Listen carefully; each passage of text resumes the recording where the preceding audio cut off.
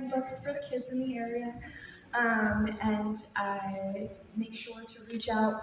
Our intake person is Michelle. She is lovely. She is Spanish speaking, and we have plenty of interpreter services as well. So, yeah, please feel free to reach out. Thank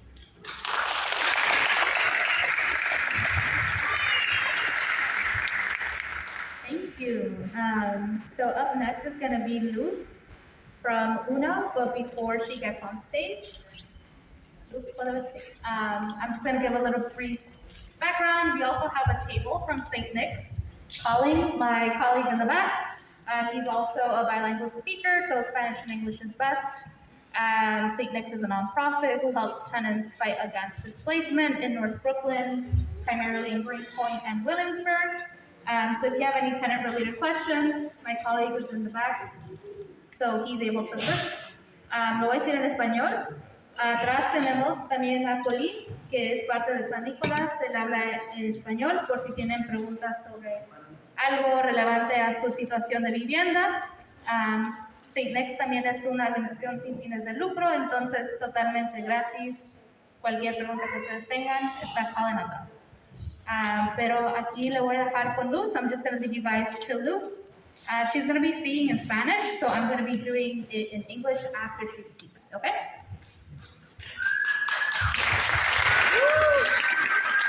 Buenas noches. Gracias por estar hoy día aquí con nosotros en esta pequeña reunión. Sabemos que estamos siempre apoyando a las leyes que nosotros necesitamos para nuestra comunidad. Y gracias a la asambleísta Emily y la senadora Julia Salazar.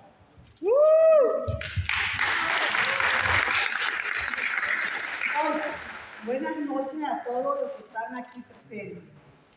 Hoy, gracias por asistir a este evento tan importante para nuestra comunidad, nuestro barrio.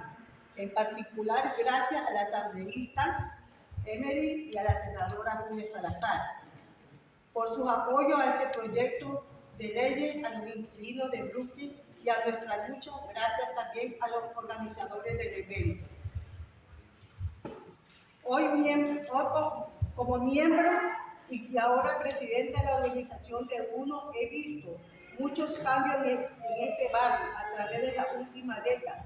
Hemos ganado varias cosas, como el control de sitio público en Greenpoint y de Williams, el desarrollo de viviendas verdaderamente asequibles, a una serie de leyes que protegen a los inquilinos de la construcción como acoso y mucho más.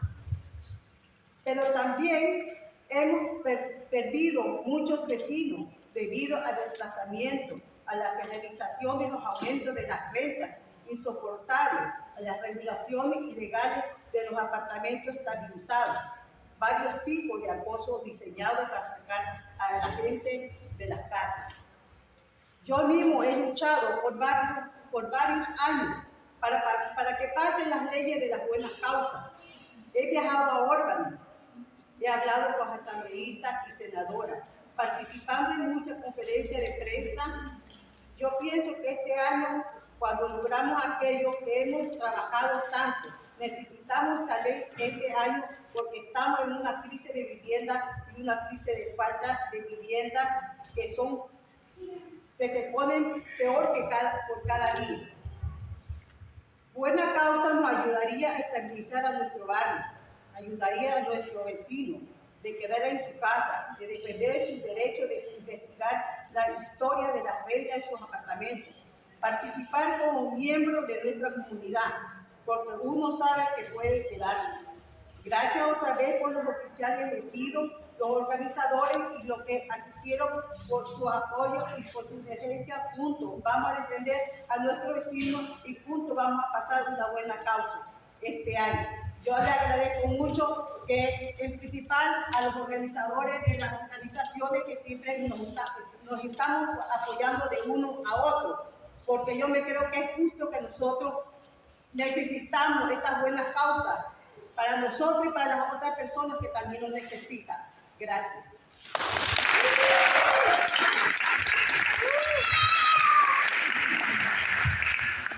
So she started off with, hello, name is Luz Rosero. Good evening. Thank you for attending this event. This is important to our community and our neighborhood. In particular, thank you to Assemblywoman Emily Gallagher and Senator Julia Salazar for your support of this law, of Brooklyn tenants and in our fight. Thank you also to the organizers of the event. As a member and now president of the organization UNO, I have seen many changes to this neighborhood over the course of the last several decades. We have won many things like our community control over public sites in Greenpoint and Williamsburg, the development of truly affordable housing, a series of laws to protect tenants from construction as a harassment, and much more. But we have lost many neighborhoods to displacement, gentrification, unsupportable rent increases, the illegal deregulation of rent-stabilized apartments, and various types of harassments designed to remove people from their homes. I have fought for several years to pass good laws. I have gone to Albany, talked to assembly members and senators, participated in marches and press conference. And I think this is the year that we achieve what we have been worked for so hard. We need this law this year because we are in a housing crisis and homelessness crisis that grows worse every day. Good cause would help us stabilize our neighborhood. It would help us help our neighbors stay in their homes, defend their rights, investigate their rent histories, and participate more deeply as a community members because they know they can stay. Thank you again to elected officials, the organizers, and all the attendees for your support and your passion. Together we will defend our neighborhoods, and together we will pass good laws this year. Thank you.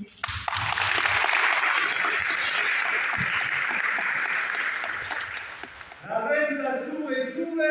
El pueblo sufre y sufre. La renta sube y sube. El pueblo sufre y sufre. La renta sube y sube. El pueblo sufre y sufre. La renta sube y sube. El pueblo sufre y sufre. Fight, fight, fight.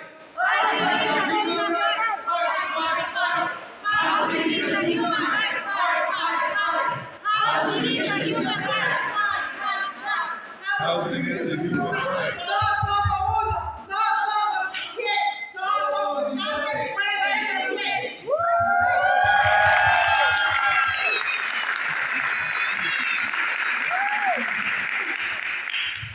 So this is the part of the presentation where we're going to open up for questions. Those who have the sticky notes, this is your time. You can ask your questions. I'm just going to either pick someone and then you guys can come up to the stage, or I can bring the mic forward. You can speak loudly, whichever you feel more comfortable. So this is, I'm going to open it up right now. I just have one quick question. I hope everybody can hear me. Yes. I know, I got a loud voice. Okay, so my question is, I thought that good cause is the same thing as order to show cause. Is that the same thing? When you go to court, do you have to show order to show cause? Well, what's the difference? I'd like to know. Sure. So I will preface this by saying that I am not an attorney, but I am the sponsor of this bill. However, yeah. So these are two completely different things, right? Order to show cause in court and good cause. In this context, good cause would mean that a property owner would need to legally demonstrate that their reason for seeking to evict a tenant constitutes good cause, which is defined in the bill and would be defined in the law. Thank you. Does someone else have a question? I don't have any questions, but I used to live in the Republic, but now the more I live in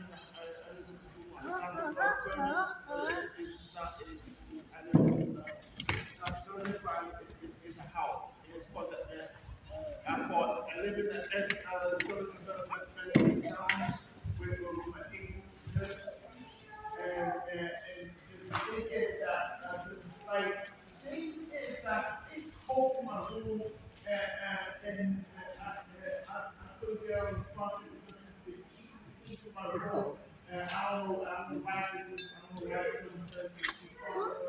and it's stuck at 65. So if you and how does it describe, like, how to make that being described, like, Yeah, so I'm gonna actually talk to some of our organizers over here in the same thing, and they'll make sure that that you get some more taking a call.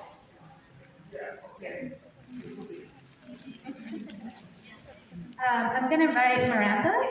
She has a list of questions. She's going to be reading them out loud, and then we can answer it.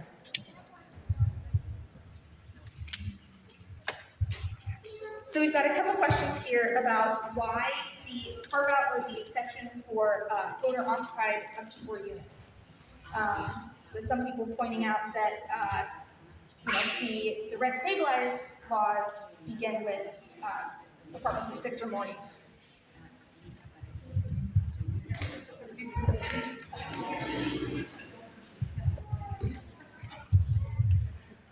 Sure. So just to make sure that I heard the question right, Miranda, they want to know what the rationale was for making the bill, the exemption in the bill, owner-occupied buildings with fewer than 4 units, right? Yes. So the rationale for that is it's not really related to the law regarding rent stabilization. Instead, the intent was to protect homeowners who live in the property, because if you have a home that is smaller, such as fewer than 4 units, and you live in the property, it really is. It's like your own home, and we wanted to make sure that. That we consider that extenuating circumstance for property owners who actually live in the property, even if they're renting out a couple of the units. So we've got another question here about what kind of oversight will landlords be held to? How can DHCR handle so many new tenants when they're failing stabilized units now? Sure. So I'll begin by saying that good cause is not an expansion of rent stabilization. It's technically not even a form of rent regulation. And the reason for that is because what good cause does is it creates a rebuttable presumption in court in the case where a landlord seeks to evict a tenant. A rebuttable presumption against eviction under certain circumstances, right? So it doesn't say, well, across the board, like a landlord could not possibly offer you a new lease with a rent increase, even a high one, right? What it actually says is that if the landlord were, like, I'll give this scenario, because I think that's probably the most helpful thing. Let's say that I am a tenant in an unregulated apartment, an unregulated building, and I pay my rent every month. I am not what they will sometimes call a nuisance. I'm not harassing my neighbors or my landlord, and I'm just like living my life, not doing anything wrong. I'm like a model tenant. And then when it comes time for my lease to expire, my landlord says, I'm going to increase the rent by 50%. That might sound like, oh my gosh, that's so high. That never happens. It happens all the time. We receive these cases all the time from constituents. They'll call and say, my landlord, especially actually in the past year, we've seen many more of these, and that has to do with like pandemic rents, as some have referred to them as. Yeah, we get calls where tenants are saying, my landlord is seeking to increase the rent by 200%, right? That's outrageous. Unfortunately, under current law, it is perfectly legal if it is not a rent-regulated apartment. If good cause were law, and a landlord, one, just decided, I'm not going to renew your lease because I want to get you out and I want to replace you with a tenant who will pay more. and I'm the tenant in this situation, right? Doing everything right, paying every month, then if I went to housing court with the tenant, or rather, the tenant and the landlord went to housing court, then the landlord would be obligated to demonstrate that there was some kind of good cause to evict the tenant. Additionally, so where the rent increases come in, what good cause says is that there is a rebuttable presumption against eviction if the reason for the eviction is failure to pay a new rent increase of either 3% or 150% of the rate of inflation, also known as the Consumer Price Index, or CPI. Right now, the rate of inflation is actually pretty high. It's like maybe 6%, just approximately. Anyway, so in this scenario, right, again, I'm the tenant, and my landlord says, I'm going to increase the rent by 15%. And I say, no, I can't afford to pay that, and you can't do that to me. And the landlord says, okay, maybe 13%. And I'm like, no, I can't afford to pay that. I can afford to pay you, I can afford to pay a 6% increase. And then the landlord says, well, okay, I'm not going to renew your lease, and now you're in violation of, or now, I can evict you. So the landlord takes me to court, and then the landlord would be obligated to demonstrate that that rent increase is justified. And that is the only way that they would be able to either evict the tenant or implement that rent increase. And so that's the way in which good cause you could say it regulates rents, but it is not rent regulation in the sense that people think of it, I guess, or like the current law. One more thing, I know somebody asked earlier about what happens, and I actually just wanted to clarify their question, if they don't mind, and if they're still here and want to ask it. Someone had asked what happens when the rate of inflation is a certain... It's more than 3%. When it's more than 3%. Oh, sure. Well, so what the bill actually says is that the metric for determining an unreasonable rent increase is either 3% or 150% of the rate of inflation, whichever is higher.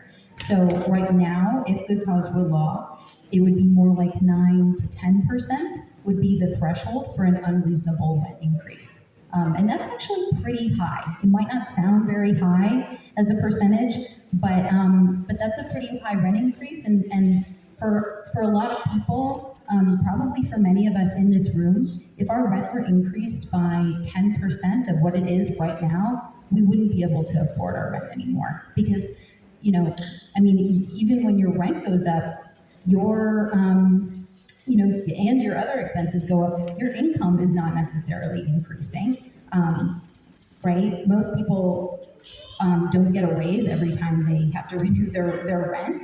And so it becomes harder and harder and even impossible for people to afford their rent. So we've got a slightly off-topic question, but I think it's pertinent anyway. What state laws can we pass that enable building more homes alongside these vital tenant protections?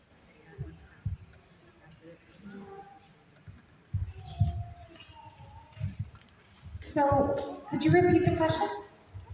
Sorry. What state laws can we pass that enable building more homes alongside these vital tenant protections? Well, I don't think we really need new laws to build more homes. There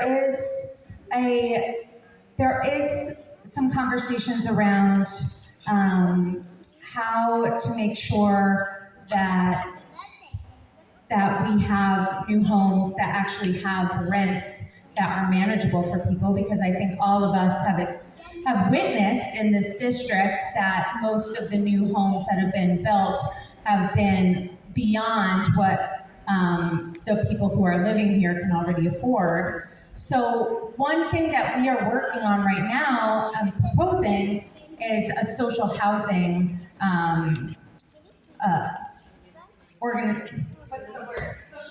entity, yes, there we go.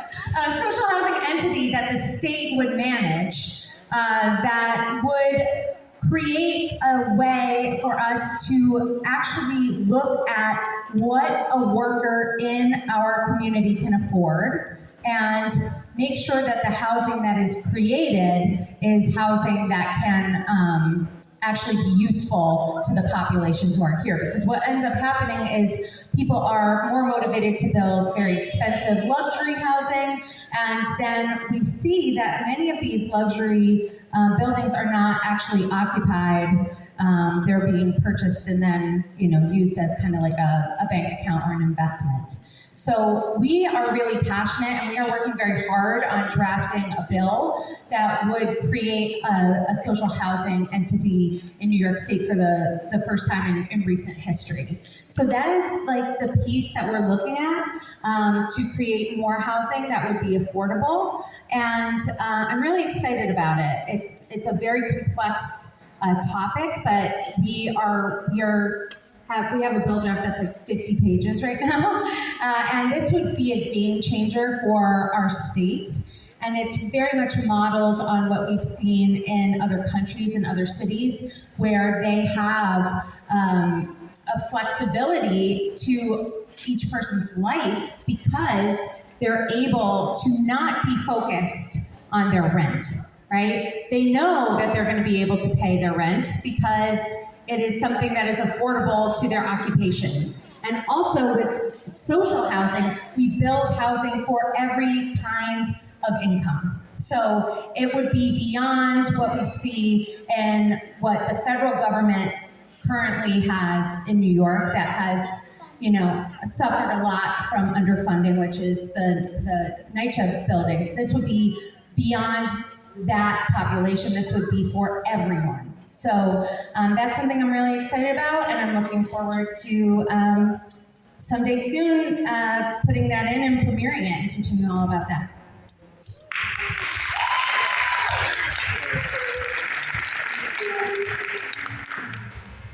So we've got to talk about if good cause affects any existing housing subsidies, right?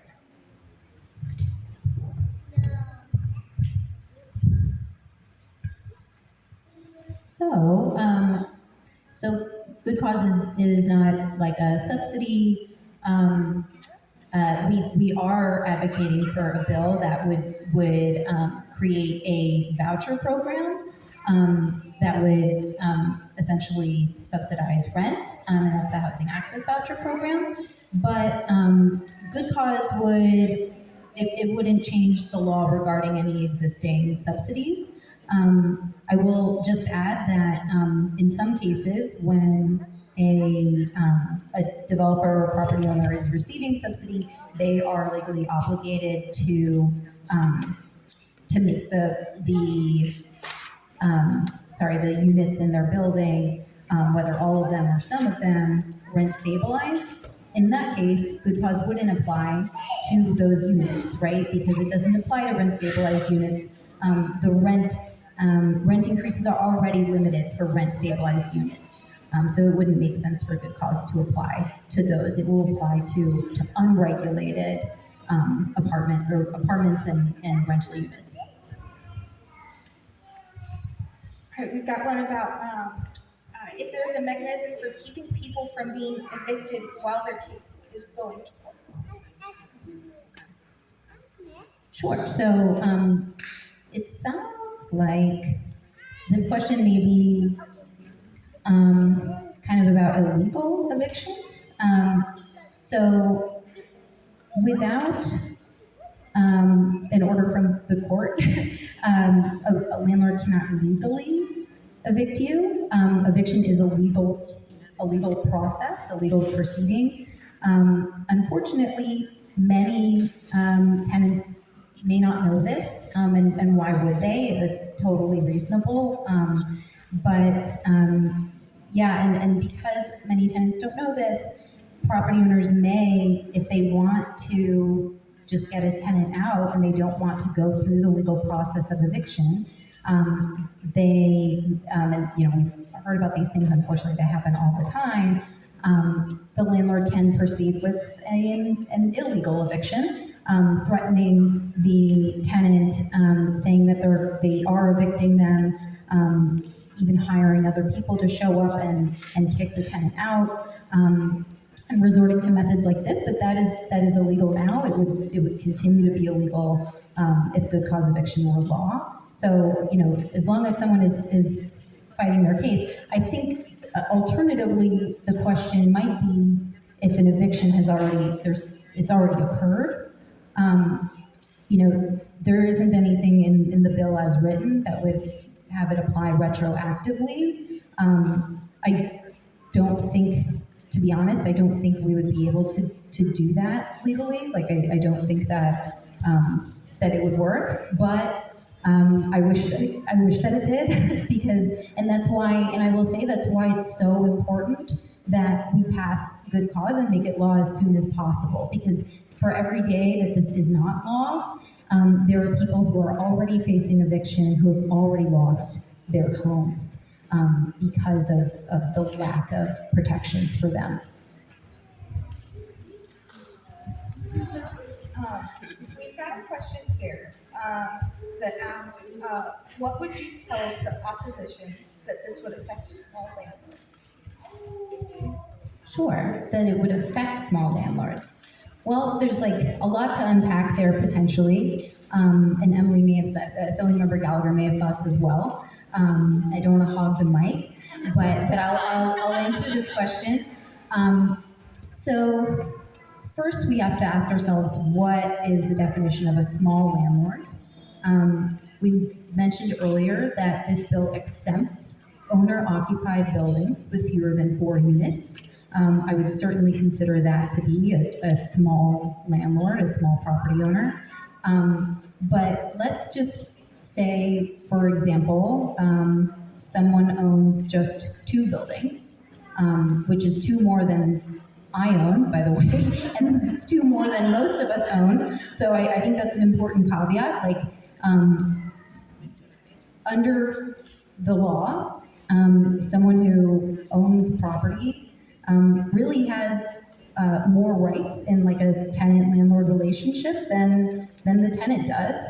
And so while it's important for us to protect the rights of everyone, including small property owners, I am most concerned with protecting people from unjust evictions and unreasonable rent increases, and potentially being displaced from their homes. And so there are protections in the legislation for small landlords, someone who owns, it's not about how many buildings they own necessarily, but for example, there's also a part of the bill that says if a property owner owns a building with fewer than 12 units, and they want to retake one of those units for themselves or a family member, even an extended family member, then that would actually constitute good cause to evict. They would be able to retake that unit because it's their property.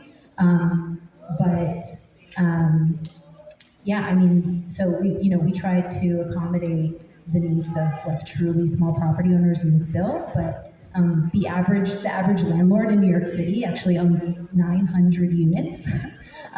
So yeah, just to give, I know that sounds like astonishing, but it's an accurate statistic. We don't, the vast majority of building owners in New York City, or rather I should say the vast majority of buildings that tenants live in New York City are owned by large landlords or even corporations or LLCs. Emily?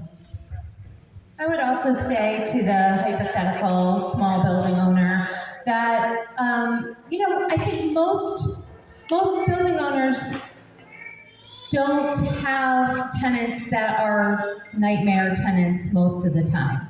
They are usually pretty good tenants, right? So I would say that what you want to do is just make sure that you have a good relationship with your tenants and rent to people at